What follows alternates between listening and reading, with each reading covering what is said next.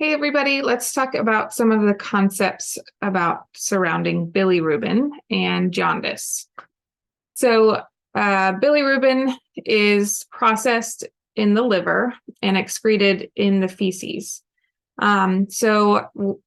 Stool, anytime the baby has a bowel movement, that's something that is a good sign, progress toward managing its bilirubin. We want to feed the baby every 2 to 3 hours, just like we would for any baby. And every baby is at risk for high bilirubin levels. And unless the baby has a positive Coombs test, which we'll talk about in a little bit, we don't routinely check the bilirubin until after 24 hours, unless we see signs of jaundice developing as well. So all these interventions to encourage excretion are things that we do for babies across the board, right? So we are going to encourage feeding every 2 to 3 hours because it stimulates peristalsis, stimulates the baby having a bowel movement. And if another way to manage high bilirubin levels is to administer phototherapy, which helps break down the unconjugated bilirubin. So remember, jaundice is a state of high levels of circulating bilirubin, unconjugated, and it causes the baby to appear yellowish. We're looking at the skin, but especially in babies with dark skin, it might be more difficult to identify. All babies, you can look at the sclera, and if the sclera is beginning to look yellow, then you know that jaundice is developing. All babies, have some level of their bilirubin levels are going up in the first week after delivery. That's because their liver isn't functioning fully yet and able to process this unconjugated bilirubin, change it into the conjugated form, and then excrete it.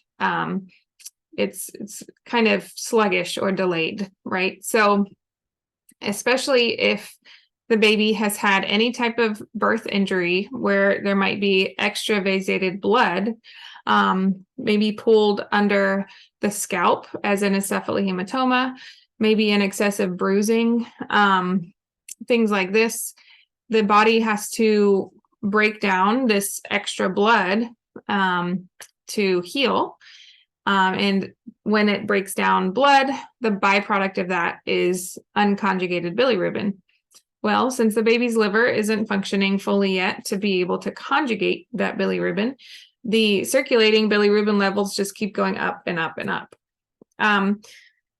Most babies will have, like I said, a peak in their bilirubin levels anyway, but it's much higher and much more risky, basically, if they have had some sort of birth injury. Jaundice within the first 24 hours after birth, though, is more concerning, more alarming. This might be, instead of the physiologic jaundice that we kind of expect, this might be pathologic.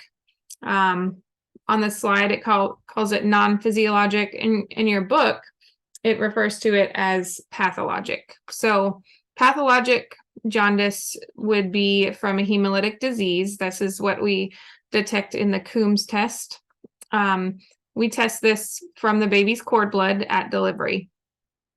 And basically, it's going to tell us if the baby is sensitized to the mom's ABO status, ABO-RH status.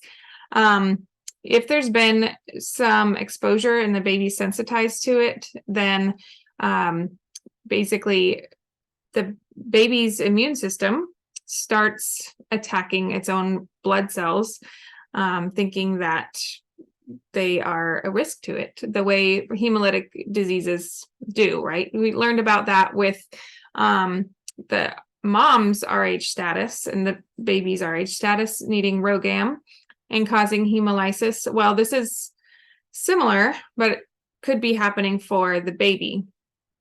And basically, as it breaks down these red blood cells, Again, the byproduct of that is unconjugated bilirubin. So bilirubin levels are going up and jaundice becomes apparent much sooner. This is very risky for the baby. It's something we want to recognize early because what can happen in untreated jaundice, untreated high bilirubin levels, are acute bilirubin encephalopathy, where the baby might experience hypertonia, seizures, lethargy, coma, and even death. So these are the acute, we'll say short-term signs of extremely high bilirubin levels that are untreated.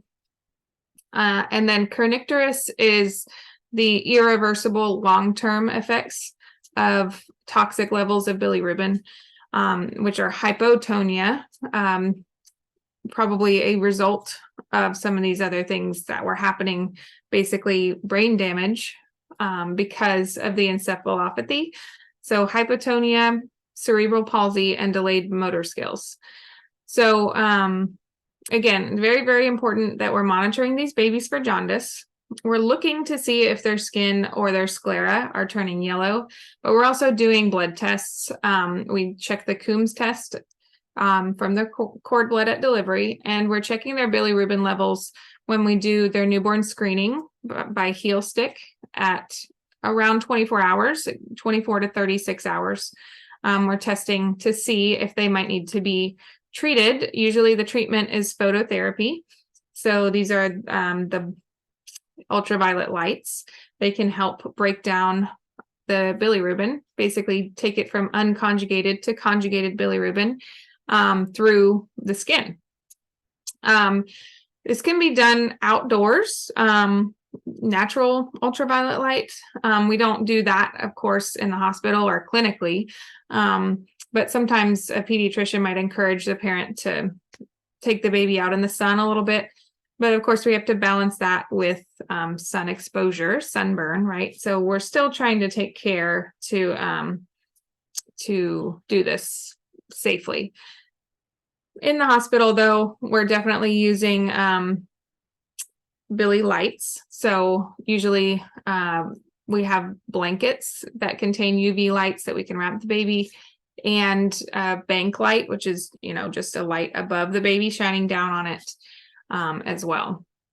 We are going to protect the baby's eyes from damage from UV light while it's on phototherapy. So we put the little mask over its eyes, and usually they hate that. And they have to kind of stay unwrapped, and they feel exposed and have to turn the heat up in the room a little bit because it can get uncomfortable for them in there. So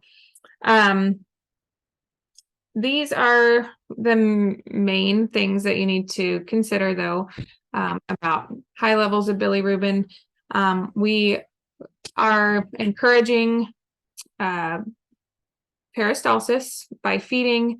Bowel movements are a good thing because it can help excrete the bilirubin once it's conjugated. And again, we might need to encourage the bilirubin to go from unconjugated to conjugated with phototherapy. So I hope this was some help for you in understanding jaundice, high bilirubin, hyperbilirubin levels in babies. And please reach out if you need any help.